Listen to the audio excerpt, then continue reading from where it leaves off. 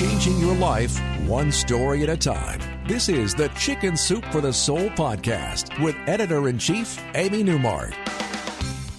Hey, it's Amy Newmark with your daily dose of Chicken Soup for the Soul inspiration to make you simply happy. We talked about Richard Simmons on Friday and his very sensible approach to fitness and weight loss. Richard was for regular people. And that's what I want to talk about today on Motivational Monday. Fitness for regular people. This story comes from the book that I made a few years ago that Richard wrote a foreword for. It's called Chicken Soup for the Soul, Shaping the New You. And in this story, Debbie Acklin tells us that her family was very active. They loved going on adventurous vacations, but she never felt like she could keep up with the rest of them.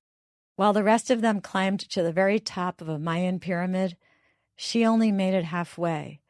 While they made it to see all the artwork on the sides of the Horseshoe Canyon in Utah, she didn't get to see all of it. And her most humiliating failure was when she was sitting on a mountainside in Arkansas, once again unable to keep up with her family, and an old man who was carrying an umbrella to shield himself from the sun went right by her and easily made his way to the summit.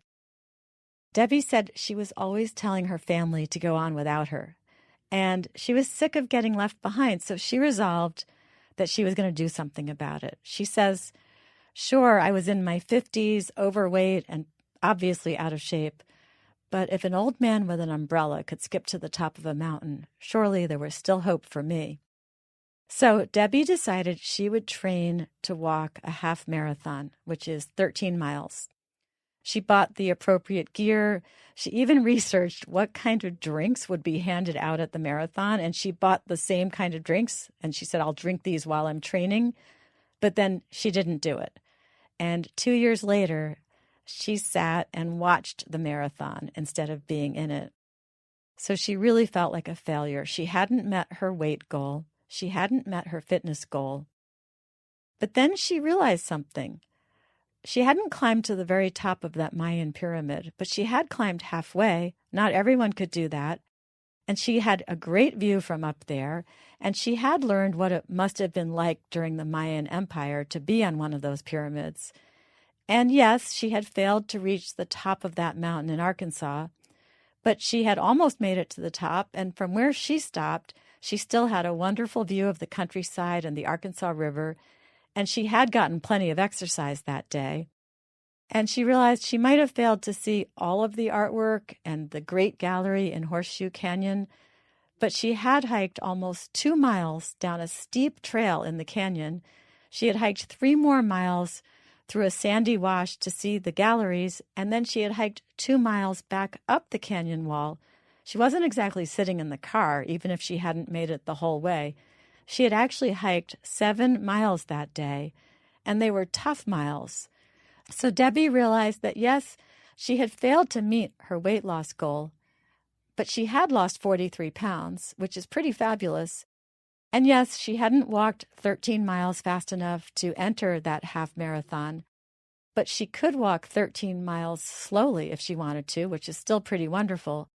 She realized that all of her supposed failures were actually sounding pretty good. In fact, they sounded suspiciously like a success story. And that's why she called her story Success by Failure.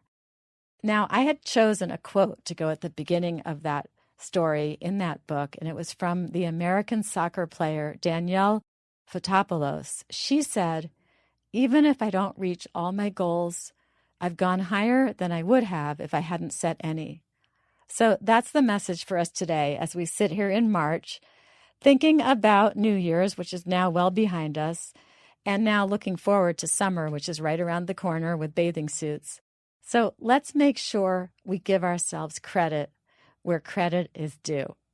Tomorrow is Tip Tuesday, and we're going to talk about changing perspective again, this time about realizing that we are brave enough and flexible enough to try new things and enjoy them. I'm Amy Newmark. Thanks for listening to the Chicken Soup for the Soul podcast today.